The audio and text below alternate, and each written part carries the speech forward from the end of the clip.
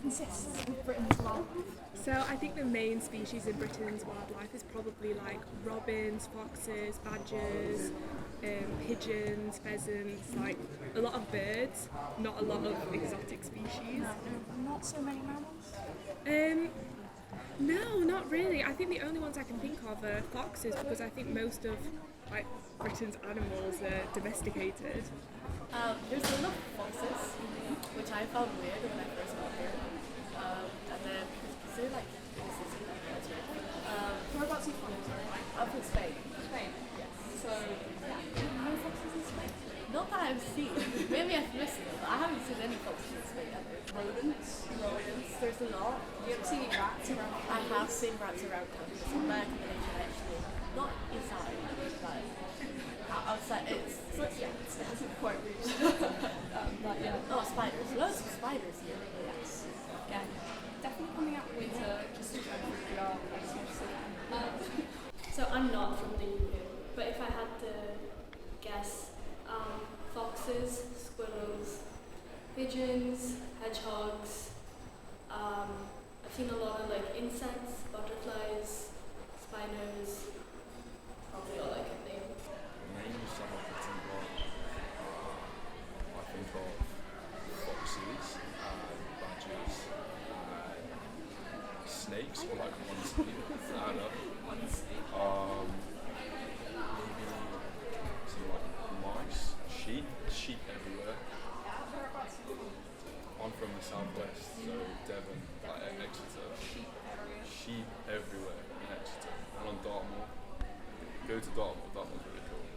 It depends how we're classifying animals in terms of like birds and deers and foxes, or are we going like reptiles, mammals? I'd say a fair amount, but also not low. I'm gonna go with a solid 7. 7? I don't know if that's high, low, or just right. Well, I can tell you that it's actually 165.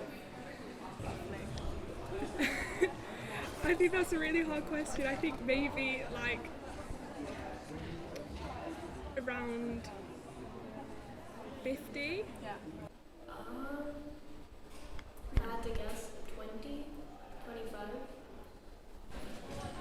I would say about like maybe 20, 15 to 20, I think. I'm unfortunately going to tell you it's 165. 100. Oh my god. It's higher than you think. I would say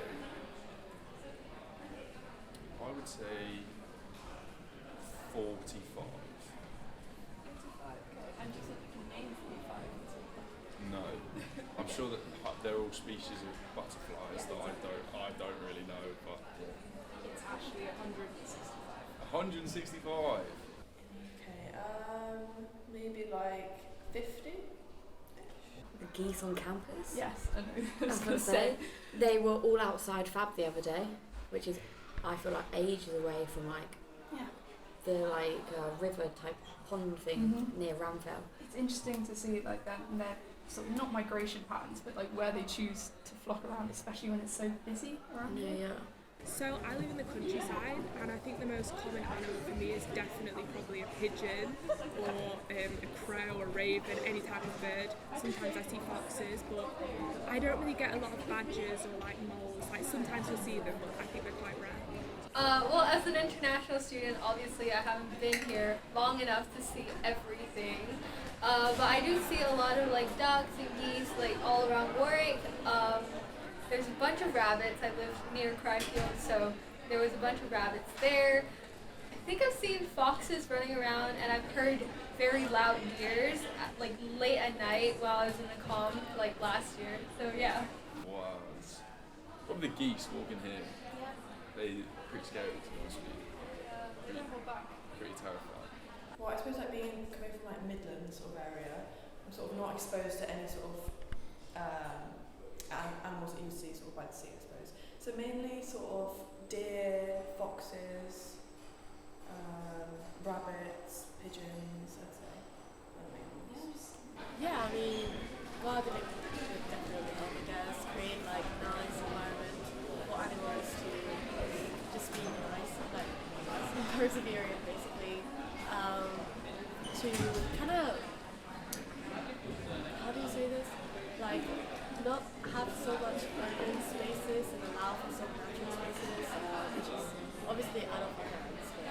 I think making it more accessible for animals to live in like areas that we live. So things like setting up bird houses, putting food out for animals, and being a lot kinder to the wildlife. Because I think, especially where I live, there's a lot of like shooting of animals and there's a lot of roadkill and things like that. And I think people don't have a lot of respect for them. And I think if we respected them more and tried to take more care of them and accommodate them, there would be like a better increase.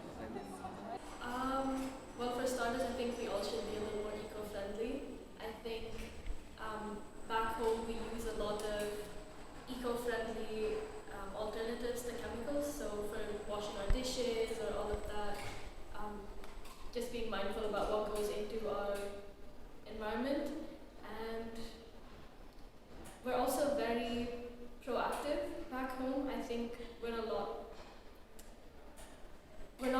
not as individualistic, I think, culture-wise, and we have a lot of protests, and we had this whole thing where they were gonna build a highway through one of our national parks, and we all went, and there was a huge tree hugging protest, and they didn't build it. So I think actually getting out and congregating as a group. I mean, first and foremost, I think it's important to raise awareness, so like you guys are doing.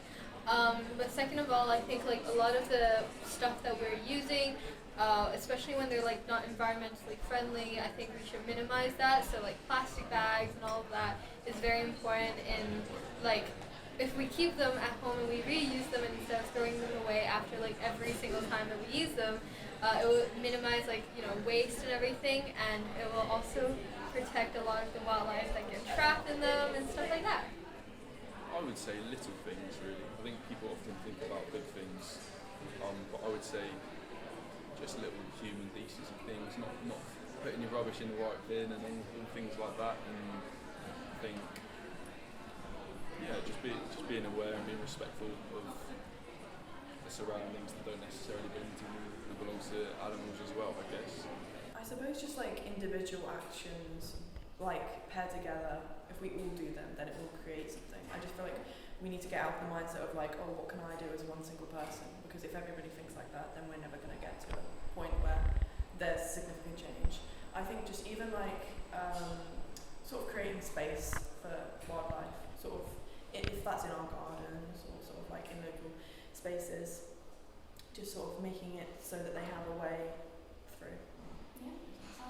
Yeah, I mean, I think it's all good stuff. I don't know a lot about it, so I'm literally stopping the shades and stuff.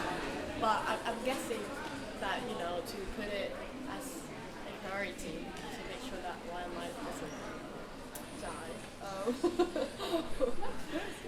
But yeah, just create more animal-friendly spaces, I guess. I suppose just actually putting things in place that are protecting nature, like if we're going to be specific, the whole like HS2 stuff was a big thing that destroyed a lot of habitats that the animals were in, and I suppose like we've kind of sort of come into all these spaces and been like, for example, like foxes, we've sort of been like, oh, the foxes are really antisocial and they're being really disruptive, but then at the same time we have kind of come into their space rather than them coming to our space. So it's kind of like we need to be doing more things that are sort of like actively protecting them, and the government have arguably like not really. Yeah. I think the government isn't. Definitely, it's up to us to protect the environment we live in, but there's a lot of government involvement in what we do. You have a lot of oil drilling projects, and you have like the HS2 is coming up, and I think we sometimes put convenience over our environment. So the government definitely plays a hand, but if we really feel that way, we should get together and tell the government that we feel that way. Email your MPs, protest, petitions, all of that. I think it's a collective effort. I think sometimes it's easy to fall in the trap of blaming government, when actually as a society I think it's important that we all collectively opt in. However, I think the government should be held at a standard where they put climate change and conservation at the forefront of policy, because I think it's an important issue.